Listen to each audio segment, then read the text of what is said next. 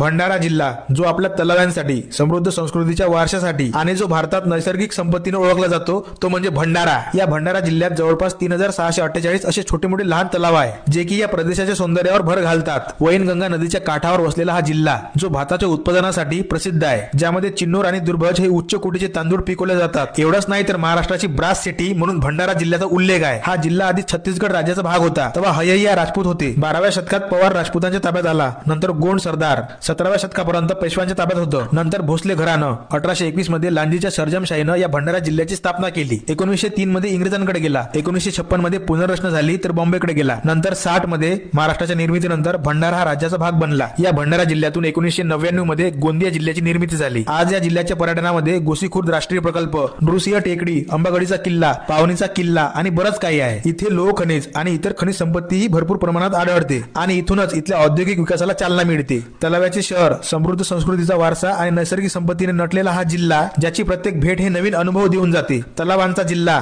महाराष्ट्राचा अनमोल ठेवा। आणि